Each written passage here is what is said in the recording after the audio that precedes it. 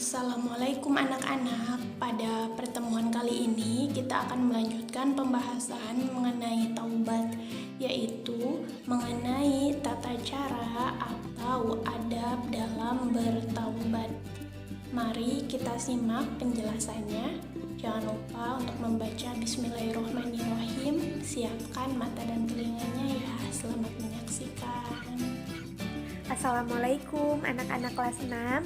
Pada pertemuan kali ini kita akan melanjutkan pembahasan mengenai taubat. Taubat itu artinya menyesali perbuatan dan bertekad untuk tidak mengulanginya kembali. Itu adalah pengertian taubat. Tentunya kita sudah mempelajarinya pada pertemuan sebelumnya. Lalu pada pertemuan kali ini kita akan membahas mengenai tata cara bertaubat. Apa saja tata cara bertaubat? Yang pertama, yaitu kita menyesali perbuatan yang telah kita lakukan. Setelah menyesali perbuatannya, kemudian kita meninggalkan perbuatan tersebut, kita meninggalkan dosa-dosa tersebut, dosa-dosa yang telah kita lakukan. Lalu, setelah itu kita bertekad atau berjanji untuk tidak mengulanginya kembali. Itu adalah tata cara bertaubat. Setelah menyesali, kemudian meninggalkan, lalu yang ketiganya kita bertekad untuk tidak mengulangi perbuatan tersebut. Setelah itu kita harus memperbanyak untuk mendekatkan diri kepada Allah, lalu memperbanyak untuk mengucapkan kalimat istighfar agar kita selalu ingat kepada Allah. Kemudian para ulama membagi macam-macam taubat menjadi 6. Jadi ada ulama yang membagi taubat ini menjadi 6 bagian. Apa saja? Yang pertama adalah taubat dari kekafiran. Apa taubat dari kekafiran? Kafir ini berarti dia tidak mempercayai adanya Allah, tidak menyembah Allah, tidak percaya bahwa Allah adalah Tuhannya. Sehingga yang dimaksud dengan taubat dari kekafiran ialah ia kembali untuk menyembah Allah dan menyesali perbuatannya. Yang kedua, taubat dari maksiat. Maksiat ini adalah hal-hal yang Allah tidak suka atau hal-hal yang dilarang oleh Allah. Bagaimana cara taubatnya? Yaitu dengan cara kita meninggalkan perbuatan-perbuatan tersebut, kemudian berjanji untuk tidak mengulanginya lagi dan mendekatkan diri kepada Allah. Yang ketiga, taubat dari dosa-dosa besar.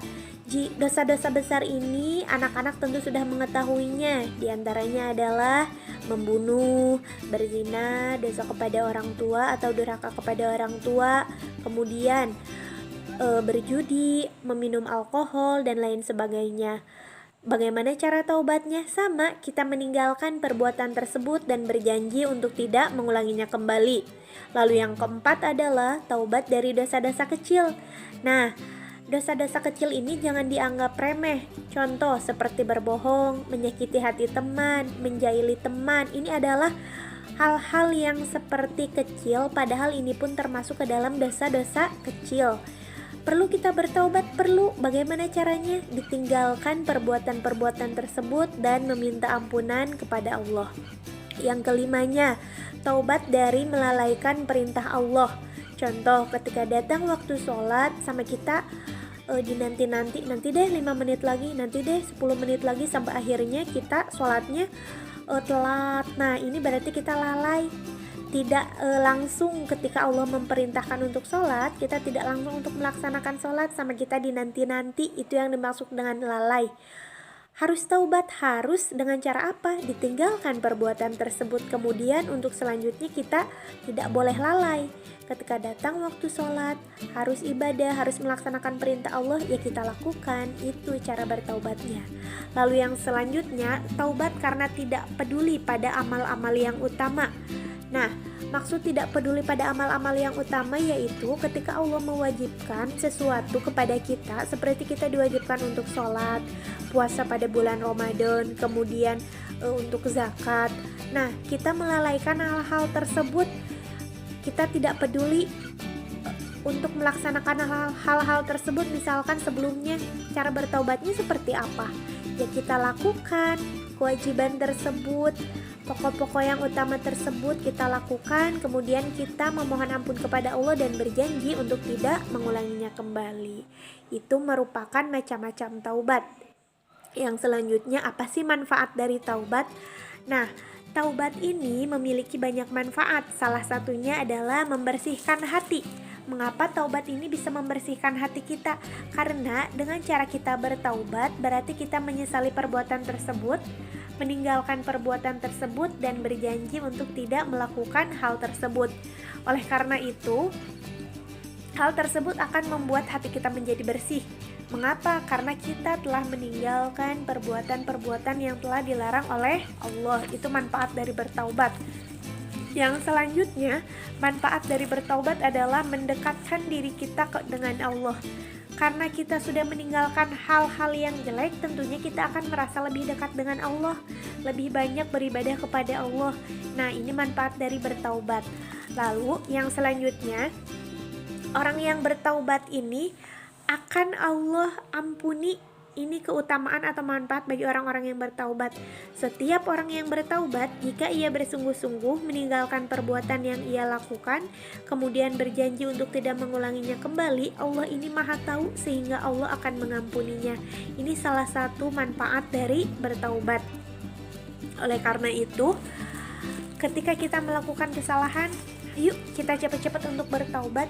Namun jangan sampai ketika telah taubat mengulanginya lagi, nggak kapok-kapok jadi. Nah, jika seperti itu Allah pun nggak mau menerima taubat kita, Allah pun ragu menerima taubat kita. Mengapa? Karena kita kalau udah taubat nih, ngelakuin lagi hal yang Allah nggak suka, ngelakuin lagi. Tidak seperti itu. Ketika kita sudah bertaubat, betul-betul menyesali perbuatan kita, maka kita harus berusaha untuk meninggalkan hal-hal tersebut, hal-hal yang Allah tidak suka. Seperti itu yang dapat Ibu sampaikan. Jika ada yang ditanyakan silahkan. Sekarang tolong anak-anak kerjakan latihannya, bagian 1 dan bagian 2-nya saja, halaman 59 sampai halaman 61. Boleh dikerjakan di buku paket atau di buku tulis. Sampai jumpa pada pertemuan selanjutnya. Tetap semangat, jaga kesehatan. Ingat selalu untuk selalu membaca kalimat istighfar, memperbanyak membaca kalimat istighfar agar kita dekat dengan Allah, kita merasa tenang dan dosa kita diampuni oleh Allah. Sampai jumpa pada pertemuan selanjutnya. Wassalamualaikum warahmatullahi wabarakatuh.